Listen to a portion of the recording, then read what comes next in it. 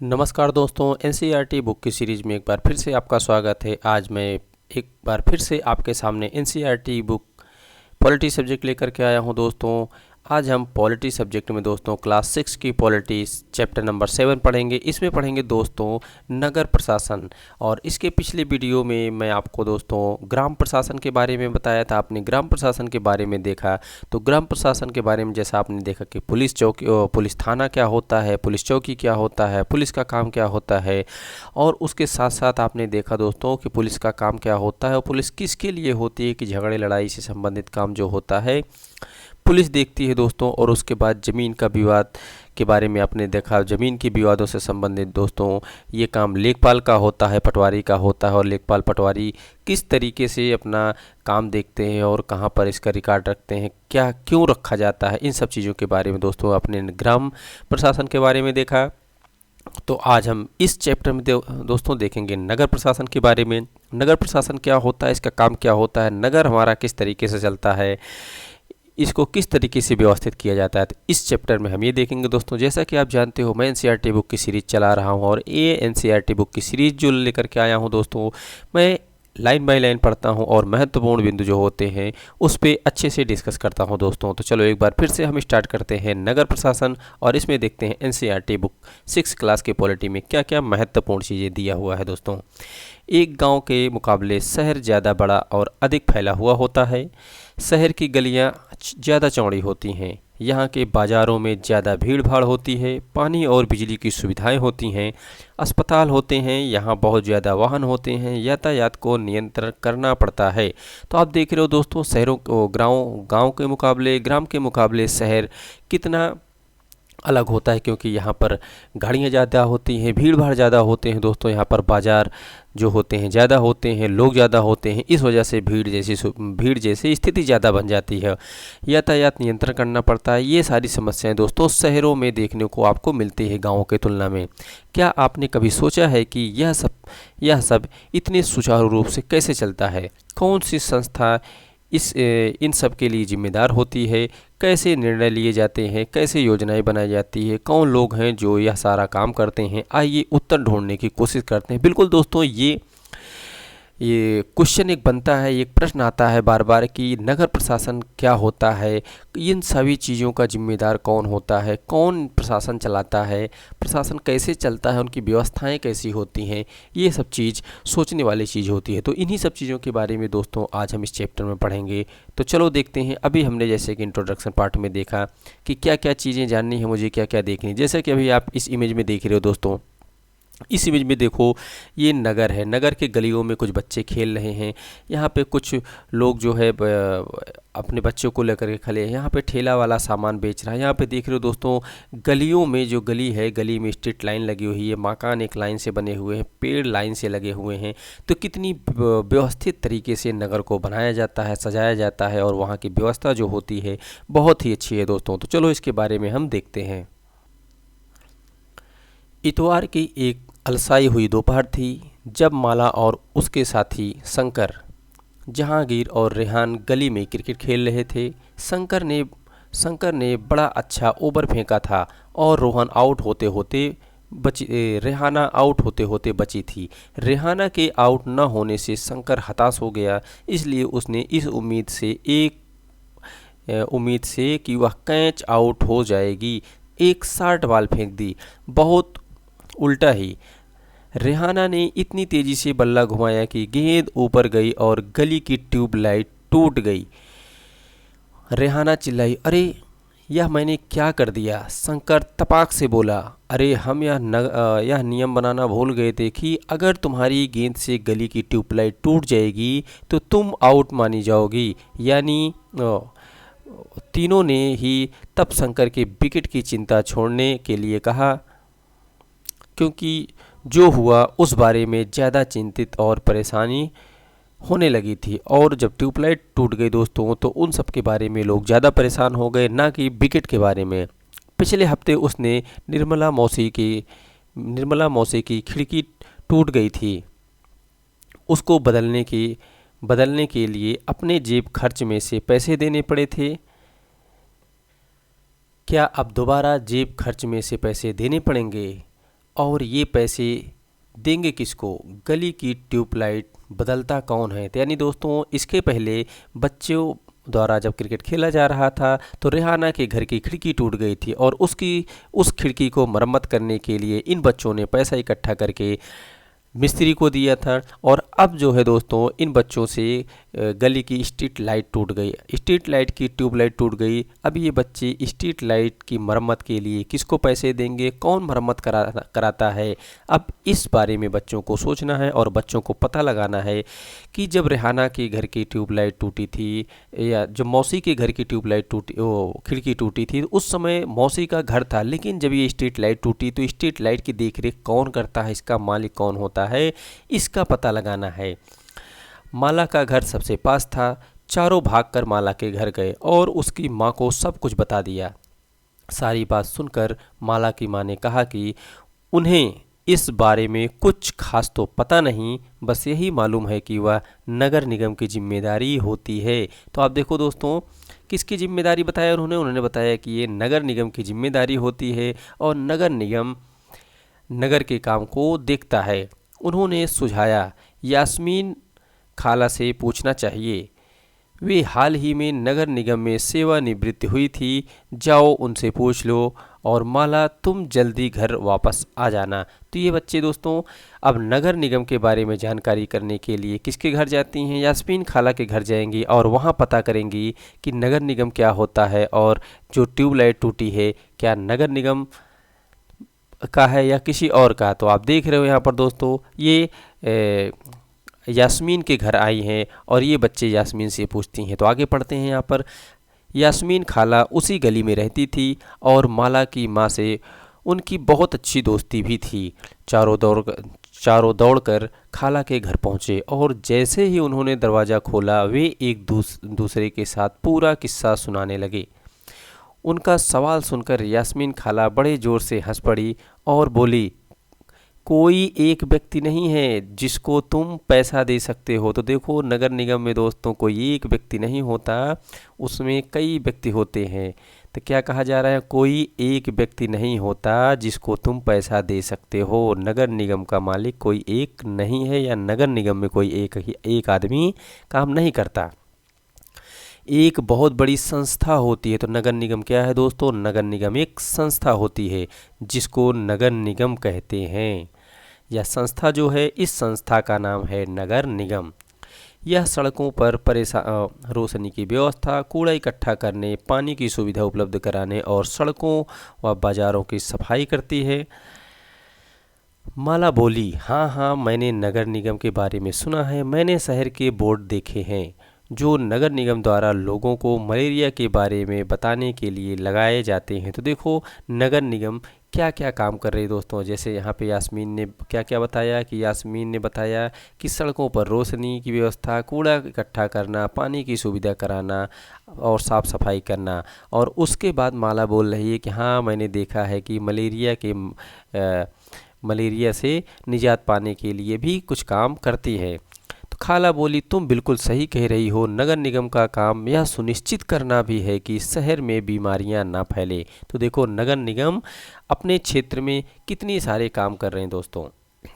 यह स्कूल स्थापित करता है और उन्हें चलाता भी है। शहर में दवाखाने और अस्पताल चलाता है। यह बाग बगीचों का रख रखाव भी करता है। उन्होंने आगे जोड़ा, हमारा पुणे शहर बहुत ही बड़ा शहर है और यहाँ नगर प्रशासन चलाने वाले संस्था को नगर निगम कहते हैं। तो जो बड़ा शहर होता है दोस्तों, बड़े शहर को चलाने के लिए जो संस्था होती है उसे क्या कहते हैं? नगर निगम। और नगर निगम जो होते हैं दोस्तों प्रशासन चलाने, मतलब बड़े नगर को नगर प्रशासन चलाने वाले संस्थान को नगर निगम कहते हैं। तो नगर निगम दोस्तों क्या है? एक प्रकार का संस्थान है, आप इसे संस्था कह सकते हो। ये एक संस्था है नगर निगम। छोटे कस्बों में इसे नगर पालिका भी कहते हैं। तो जो बड़ा शहर होता है दोस्तों, जिसका क्षेत्रफल बड़ा होता है, आबादी ज़्यादा होती है, उसको नगर निगम कहा जाता है। और जो छोटा होता है उसे नगर पालिका कहते हैं। तो क्या आप नगर पालिका के कार्यों की सूची बनाने में शंकर की मदद कर सकते हैं? अब आगे देखते हैं दोस्तों इसके बारे में क्या महत्वपूर्ण जानकारी मिलती है। तो दोस्तों अभी आपने देखा कि बड़े शहरों में नगर पालिका होता है और छोटा जो कस्बा होता है वहाँ पे नगर और नगर पालिका होता है दोस्तों छोटे शहरों में, और बड़े शहरों में जो होता है वो नगर निगम होता है। ये दो छोटे एवं बड़े शहरों में अंतर होता है। जैसा कि आप यहाँ पर देख रहे हो, जो छोटा शहर छोटा कस्बा होता है वहाँ पे नगर निगम, और बड़े शहरों में और छोटे शहरों में दोस्तों नगर पालिका है, छोटे शहरों में नगर पालिका और बड़े शहरों में नगर निगम है। तो यहाँ पर दोस्तों नगर निगम परिषद एवं प्रशासनिक कर्मचारी, तो हम यहाँ पर बड़े शहरों के बारे में देखेंगे। जहाँ पर नगर निगम होता है वहाँ पर एक निगम पार्षद एवं प्रशासनिक कर्मचारी होते हैं। तो ये कौन से होते हैं दोस्तों, इनके बारे में देखते हैं यहाँ पर। यास्मीन खाला, मुझे बड़ी उत्सुकता हो रही है कि यह फैसला लेता कौन है कि पार्क कहाँ बनाया जाएगा। जब आप नगर निगम में काम करती थी तो क्या ऐसे जिम्मेदार निर्णय भी लेने पड़ते थे? रेहाना ने पूछा। खाला ने जवाब दिया, नहीं रेहाना, मैं तो निगम में लेखा विभाग यानी अकाउंटेंट में थी। बस लोगों की मासिक तनख्वाह की पर्चियां बनाती थी। चूँकि शहर का आकार बहुत बड़ा होता था इसलिए नगर निगम को कई निर्णय लेने होते थे। तो देखो दोस्तों, नगर निगम जो होता है, जैसा कि अभी आपने ऊपर पढ़ा था, नगर निगम बहुत बड़ा क्षेत्र होता है और नगर निगम को बहुत सारे कई निर्णय लेने पड़ते हैं। इस तरह शहर को साफ रखने के लिए बहुत काम करना पड़ता है। ज़्यादातर निगम जो हैं पार्षद ही यह निर्णय लेते हैं। तो नगर निगम का निर्णय कौन लेता है दोस्तों? अधिकतर निर्णय पार्षद के द्वारा लिया जाता है।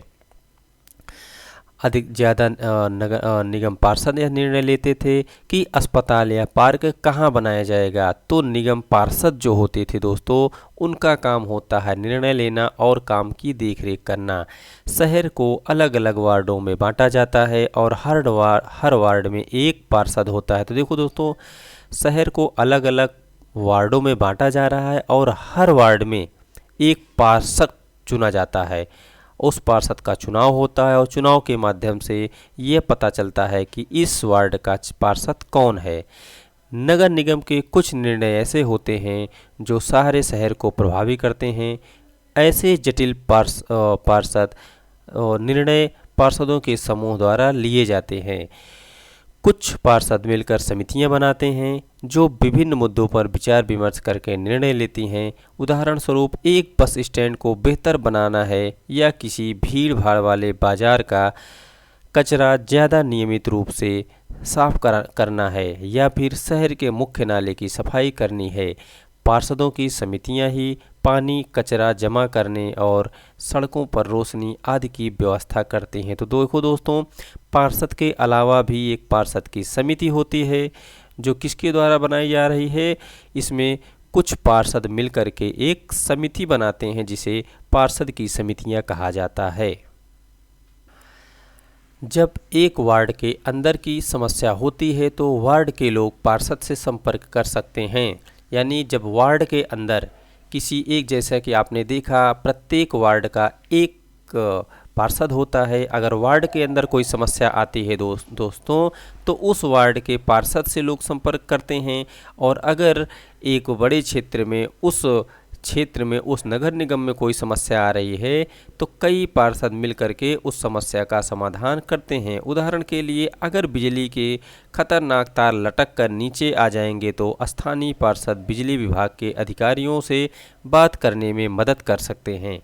जहां पार्षदों की समितियां एवं पार्षद विभिन्न मुद्दों पर निर्णय लेने का काम करते हैं, वहीं उन्हें लागू करने का काम आयुक्त, कमिश्नर और प्रशासनिक कर्मचारी करते हैं। तो देखो दोस्तों, जो पार्षद होते हैं उनकी समितियां जो होती हैं इन मुद्दों पर निर्णय लेती हैं। तो देखो यहाँ पे जैसे लिखा गया है कि पार्षद की समितियां एवं पार्षद, तो कई पार्षद मिलकर के दोस्तों समितियां बनती हैं और उसमें जो पार्षद होते हैं और जो विभिन्न मुद्दों पर निर्णय लेते हैं कि हमारे नगर में ये चीज़ होना चाहिए, हम ये नया काम करना चाहते हैं, वो तो निर्णय ले लेते हैं दोस्तों। और वहीं पे उन्हें लागू करने का काम जो होता है वो आयुक्त एवं प्रशासनिक कर्मचारी करते हैं। आयुक्त और प्रशासनिक कर्मचारी की सरकार द्वारा नियुक्ति की जाती है, जबकि पार्षद निर्वाचित होते हैं। तो देखो यहाँ पर पार्षद को जो नियुक्ति होती है दोस्तों, वो चुनाव के माध्यम से उनको नियुक्ति होती है। वो चुन करके आते हैं और उनका समय एक सीमित समय होता है दोस्तों। और कमिश्नर जो होते हैं या प्रशासनिक कर्मचारी जो होते हैं, वो सरकार द्वारा उनकी नियुक्ति की जाती है। तो नगर निगम में ये निर्णय लिए कैसे जाते हैं, रेहाना ने पूछा। वह कभी सोचना बंद नहीं करती। बच्चों के सवाल से खुश होते हुए यास्मीन खाला ने जवाब दिया, सारे वार्ड के पार्षद मिलते हैं और सबकी सम्मिलित राय से एक बजट बनाया जाता है। तो देखो, जैसा कि आपने पीछे देखा कि सभी वार्डों को मिलकर के एक समितियां बनाई जाती हैं, उसी तरीके से दोस्तों सारे वार्ड के पार्षद मिलते हैं, जो उनकी समितियां होती हैं और सबकी सम्मिलित यानी एक राय होती है। उन सब के एक राय से एक बजट बनाया जाता है। उसी बजट के अनुसार पैसा खर्च किया जाता है। पार्षद यह प्रयास करते हैं कि उनके वार्ड की विशिष्ट ज़रूरतें परिषद के सामने रखी जाए। तो दोस्तों, परिषद क्या होता है, परिषद के बारे में आपने पीछे पढ़ा है। तो सभी पार्षद मिल करके सभी ज़रूरतों को परिषद के सामने रखते हैं। फिर ये निर्णय प्रशासनिक कर्मचारियों द्वारा क्रियान्वित किए जाते हैं। खाला बड़ी खुश थी, क्योंकि किसी बड़े व्यक्ति ने तो आज तक उनसे उनके काम के बारे में पूछा नहीं था। बच्चों के सवालों ने उन्हें अपने अनुभव बांटने का मौका दिया था। तो शंकर ने बड़ी उत्सुकता से पूछा, अपना शहर तो इतना बड़ा है, इसकी देखरेख के लिए बहुत लोगों की ज़रूरत पड़ती होगी। खाला तब तो नगर निगम में ढेर सारे लोग काम करते होंगे। वह अब तक क्रिकेट के मैच और अपने अधूरे ओवर की बात बिल्कुल भूल चुके थे। सारे बच्चे बात करने में इतने व्यस्त हो गए थे कि वो अपने खेल के बारे में तो सब कुछ भूल गए। अब यहाँ पर बात आ गई थी, क्योंकि ट्यूबलाइट फूट गई थी। ट्यूबलाइट के बाद नगर निगम पे बात आ गई, नगर निगम को काम की बात आ गई। दोस्तों, वो सब खेल की बात भूल करके अब यहाँ खाला से इस तरीके की बात बच्चे करने लगे। दरअसल शहर में काम को अलग अलग विभागों में बांट देते हैं। जैसे जल विभाग होता है, कचरा जमा करने का विभाग होता है, उद्यानों की देखभाल का विभाग होता है, सड़क व्यवस्था का विभाग होता है, इत्यादि। देखो दोस्तों, तो किस तरीके से काम सबका अलग अलग बांट दिया जाता है। जैसे जल विभाग होता है, और जल का काम देखेगा। कचरा जमा करने का विभाग साफ सफाई का काम देखेगा। उद्यानों का विभाग ये पेड़ पौधों से संबंधित देखेगा। सड़क व्यवस्था जो होगा दोस्तों, ये सड़क विभाग का काम देखेगा। तो इत्यादि। मैं नगर निगम की सफाई विभाग में थी। तो देखो दोस्तों, जो यास्मीन खाला थी वो नगर निगम के सफाई विभाग में थी। सफाई विभाग वो नगर निगम का एक पार्ट हुआ करता है। उसी के लेखा विभाग में हिसाब किताब का काम करती थी। खाला बड़े इत्मीनान से बात कर रही थी। फिर बच्चों के खाने के लिए रसोई से कबाब लाने चली गई। जहांगीर ने रसोई में खड़े खड़े तेजी से अपने कबाब खा लिए। फिर ऊंची आवाज़ में वहीं से बोला, यास्मीन खाला, नगर निगम जिस कूड़े कचरे को इकट्ठा करता है वह जाता कहाँ है? बाकी बच्चे तभी कबाब खा ही रहे थे। यास्मीन खाला ने बताना शुरू किया कि इस सवाल का जवाब बड़ा मज़ेदार है। तो देखो दोस्तों, बिल्कुल ये सवाल जायज़ था उस बच्चे का कि कचरे की गाड़ी नगरों में घर घर आती है और कचरा इकट्ठा करके ले जाती है, और ये कचरा जाता कहाँ है, इस कचरे को इकट्ठा कहाँ किया जाता है। यास्मीन खाला ने बताना शुरू किया, इस सवाल का जवाब बड़ा मज़ेदार है। जैसा कि तुम जानते हो कि कचरा लगभग हर गली में ही फैला रहता है। हर गली में कचरा फैला रहता है। पहले हमारे पड़ोस का भी यही हाल था। चारों तरफ कूड़ा फैला रहता था। अगर कूड़े को इकट्ठा करके हटाया ना जाए तो मक्खियाँ भिनभिनाती रहती हैं और आसपास कुत्ते चूहों का जमावड़ा हो जाता है। लोग इसकी बदबू से बीमार भी पड़ जाते हैं। एक और बुरी बात यह थी कि बच्चों ने गली में क्रिकेट खेलना छोड़ दिया था, क्योंकि उनके घर वालों को यही डर लगा रहता था कि गली में अधिक समय तक रहने से बच्चे बीमार ना पड़ जाएं। तो आपने देखा दोस्तों कि जो नगर निगम का काम साफ़ सफाई का होता है, जो गली गली में कूड़ा कचरा रहता है उसको साफ़ सफाई क्यों किया जाता है और नगर निगम इस पर विशेष ध्यान क्यों देता है। अब देखते हैं यहाँ पे नगर निगम को पैसा कहाँ से मिलता है। इतने सारे काम करने के लिए बहुत सारा पैसा चाहिए। नगर निगम यह राशि अलग अलग तरीक़ों से इकट्ठा करता है। इस राशि का बड़ा भाग लोगों द्वारा दिए गए कर यानी टैक्स द्वारा आता है। वह कर वह राशि है जो लोग सरकार द्वारा उपलब्ध कराई गई सुविधाओं के लिए सरकार को देते हैं। जिन लोगों के अपने घर होते हैं उन्हें संपत्ति कर देना होता है। तो देखो दोस्तों, जिनके पास घर होते हैं शहरों में उन्हें कौन सा कर देना पड़ रहा है, संपत्ति कर। और साथ ही पानी एवं अन्य सुविधाओं के लिए भी कर देना होता है। जितना बड़ा घर उतना ज़्यादा कर।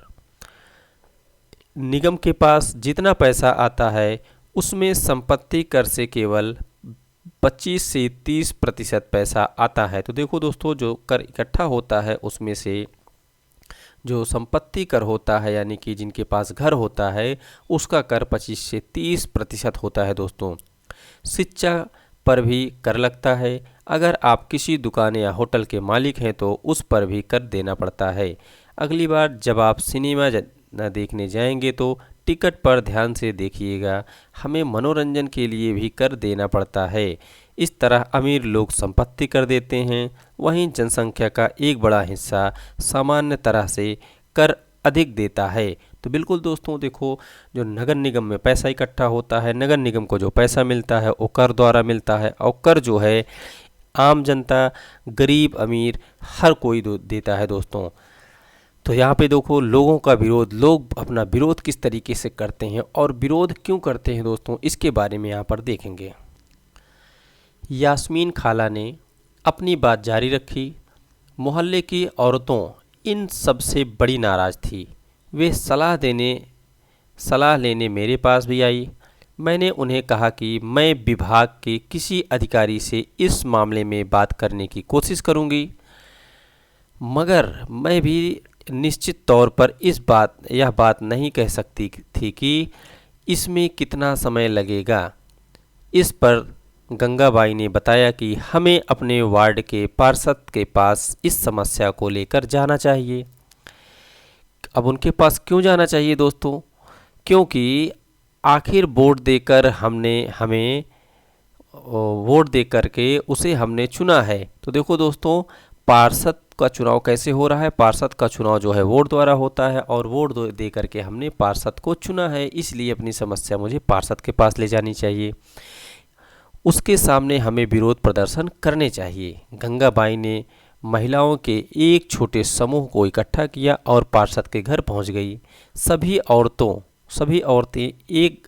औरतें घर के सामने जाकर नारे लगाने लगी। तब पार्षद घर के बाहर निकले और उन्होंने उनकी समस्या के बारे में पूछा। गंगाबाई ने अपने मोहल्ले की खराब हालत यानी कि पार्षद ने उन महिलाओं से बात किया कि वे अगले दिन उनके साथ आयुक्त से मिलने जाएंगे। अब देखो दोस्तों, यहाँ पे पार्षद ने क्या कहा कि सभी महिलाओं से वादा किया पार्षद ने कि उनकी समस्याओं को लेकर के और वो सभी को लेकर के वो आयुक्त के पास जाएंगे। तो देखो दोस्तों, यहाँ पे पार्षद का काम जो होता है उस पर विचार विमर्श करना और आखिरी फैसला जो होता है आयुक्त द्वारा लिया जाता है। तो इसीलिए पार्षद का कहना है कि हम आपकी बातों को लेकर के हम आयुक्त के पास जाएंगे। साथ ही उन्होंने गंगाबाई को मोहल्ले के सारे वयस्कों से एक अर्जी पर दस्तखत करवाने के लिए कहा। अर्जी यह थी कि उनके मोहल्ले से कचरा उठाने की नियमित व्यवस्था की जाए। उन्होंने सुझाव दिया कि कल आयुक्त से मिलने जाते समय स्थानीय सफाई अभियंता यानी इंजीनियर को भी साथ ले जाना अच्छा रहेगा।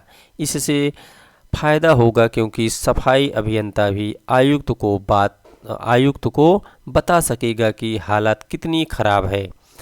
उस दिन पूरे शाम बच्चे घर घर का चक्कर लगाते रहे ताकि अर्जी पर ज़्यादा से ज़्यादा लोगों के हस्ताक्षर हो सके और ज़्यादा से ज़्यादा परिवारों के लोगों के दस्तखत किए जा सकें।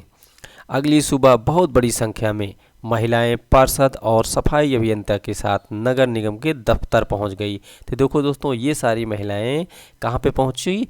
ये नगर निगम पार्षद और सफाई अभियंता के साथ नगर निगम के दफ्तर पहुंच गई। अब पार्षद भी थे, उनके जो वार्ड के पार्षद थे वो थे, और सफाई के अभियंता इंजीनियर थे, और ये सभी लोग जो है जो नगर निगम का ऑफिस था, नगर निगम के ऑफिस पहुंच गए। आयुक्त पूरे समूह से मिले, पर वे बहाना बनाने लगे कि नगर निगम के पास पर्याप्त संख्या में ट्रक उपलब्ध नहीं हैं। गंगाबाई ने तपाक से कहा, लेकिन लगता है कि उनके पास अमीर इलाके से कचरा उठाने के लिए पूरे ट्रक हैं। जहांगीर ने झट से कहा, इससे आयुक्त का तो मुंह बंद ही हो गया। तो देखो दोस्तों, महिलाएं किस तरीके से तुरंत बोल रही हैं, और अगर ये बोलने में पीछे हटेंगी तो इनका काम नहीं होगा। इस वजह से ये आयुक्त के सामने बोल रही हैं, और नहीं तो क्या, उसने फौरन इंतजाम करने के लिए कहा। यास्मीन खाला ने बताया, गंगाबाई ने आयुक्त को चेतावनी दी कि अगर 2 दिन के अंदर काम नहीं हुआ तो नगर निगम के सामने बहुत बड़ी संख्या में महिलाएं धरने पर बैठ जाएंगी। तो देखो दोस्तों, नगर निगम के सामने महिलाएं धरने पर बैठ जाएंगी, तो नगर निगम अगर काम आपका नहीं करता है तो आप अपनी नाराज़गी इस तरह से व्यक्त कर सकते हो। तो क्या गलियों की सफाई हो गई? रोहन ने झट से पूछा, जो कभी चीज़ों को अधूरा नहीं छोड़ती थी। 2 दिन तक कुछ भी नहीं हुआ। वो तो जब एक बहुत बड़े समूह ने विरोध प्रदर्शन किया, जोरदार नारे लगाए, तब जाकर बात बनी। अब मोहल्ले की सफाई नियमित रूप से होने लगी। तो देखो दोस्तों, पहले साफ़ सफाई नहीं होती थी और अब अच्छे से साफ़ सफाई होने लगी। अब यहाँ पर देखो, एक छोटी सी जानकारी दी गई है, खाला के सेवानिवृत्त होने के बाद से क्या क्या बदला। यास्मीन खाला ने बच्चों को जो नहीं बताया वह यह है कि हाल ही के समय में पैसा बचाने के लिए कई नगर निगमों ने कचरा उठाने और उसे ठिकाने पर लगाने के लिए निजी ठेकेदार रख दिए। तो देखो दोस्तों, अब नगर निगम में निजी ठेकेदार काम करने लगे हैं, और निजी ठेकेदार जो है साफ़ सफाई, कचरे की जो साफ़ सफाई होती है उसका काम करते थे, जो पहले सीधे नगर निगम काम करवाती थी। इसको निजीकरण कहते हैं। तो देखो दोस्तों, इसे क्या कहते हैं? जो ठेकेदारी होती है, जो प्राइवेट हो जाता है, उसे कहते हैं निजीकरण। इसका मतलब है कि जो काम पहले सरकारी कर्मचारी करते थे वो काम अब निजी कंपनियां करती हैं। निजी ठेकेदार जिन मजदूरों को कचरा जमा करने और उठाने का काम पर लगाते हैं, उन्हें बहुत कम पैसा देते हैं। उन मजदूरों की नौकरी अस्थायी होती है। तो उनकी नौकरी भी देखो दोस्तों कैसी होती है, अस्थायी नौकरी। कचरा उठाने का काम काफ़ी खतरनाक भी होता है। अक्सर उनके पास अपनी सुरक्षा के साधन भी नहीं होते हैं। अगर काम करते हुए वे घायल हो जाएं तो उनकी देखभाल करने वाला भी कोई नहीं होता। तो देखो किस तरीके से कितनी समस्याओं का सामना करना पड़ने लगा। अब पहले और अब में कितना बदलाव आ गया दोस्तों। गंगाबाई किस बात का विरोध कर रही थी? आपके हिसाब से गंगाबाई ने पार्षद के पास जाने की बात क्यों सोची? जब आयुक्त ने यह कहा कि शहर में ट्रकों की संख्या पर्याप्त नहीं है, तो गंगाबाई ने क्या कहा? ठीक दोस्तों, अब यहाँ पे क्या हुआ कि मोहल्ले की सफाई नियमित रूप से होने लगी थी। यह तो बिल्कुल बम्बैया सिनेमा की तरह सुखद अंत हुआ।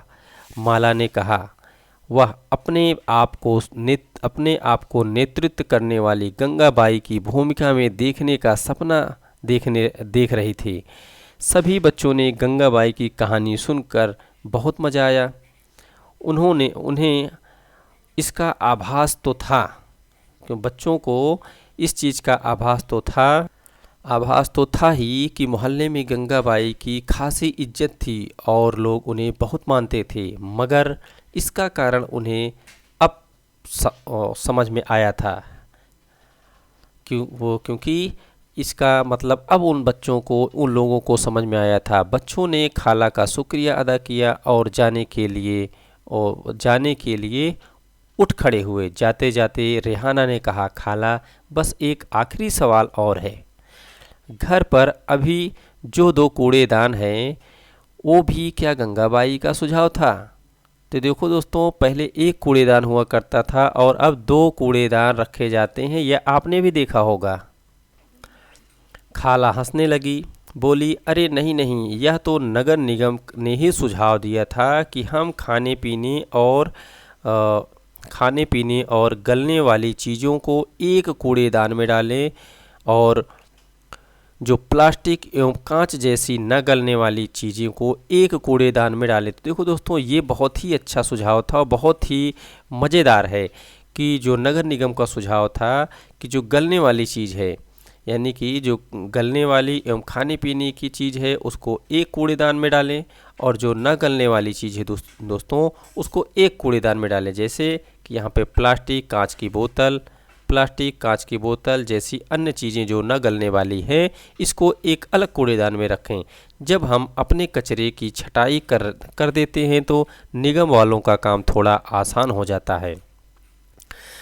बच्चों ने इतने सारे सवालों का जवाब देने के लिए खाला का फिर से शुक्रिया अदा किया और टहलते हुए गली की तरफ चल पड़े। बहुत देर हो चुकी थी और उन्हें जल्दी से जल्दी घर पहुंचना था। आज हमेशा के मुकाबले गली में थोड़ा अंधेरा था। अंधेरा इसलिए था दोस्तों क्योंकि बच्चों ने गली की ट्यूबलाइट फोड़ दी थी। उन्होंने ऊपर देखा, फिर मुस्कुराते हुए एक दूसरे को देखा और वापस खाला के घर की तरफ दौड़ पड़े।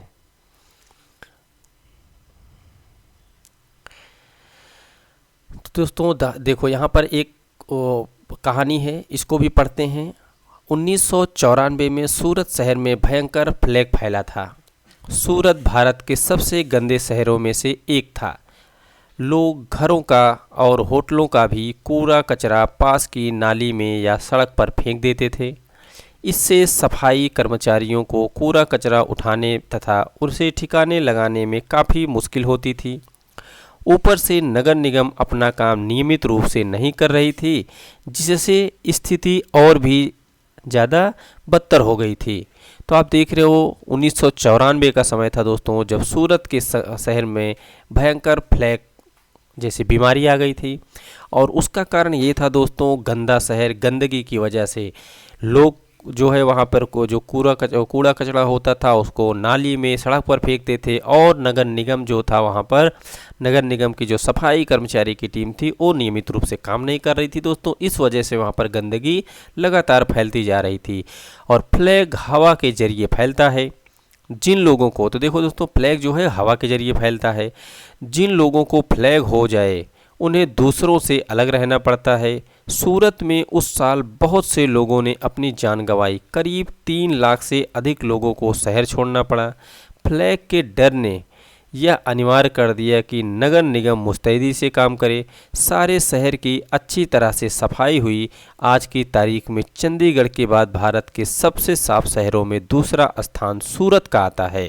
तो देखो दोस्तों, सबसे अच्छा शहर किसको माना जा रहा है? चंडीगढ़। और उसके बाद दोस्तों फिर सूरत का नंबर आता है। क्या आप जानते हैं कि आपके मोहल्ले में कब और कितनी बार कूड़ा उठाया जाता है? क्या आपको लगता है कि सभी मोहल्लों में उतनी ही बार कूड़ा उठाया जाता है? यदि नहीं तो क्यों चर्चा करें।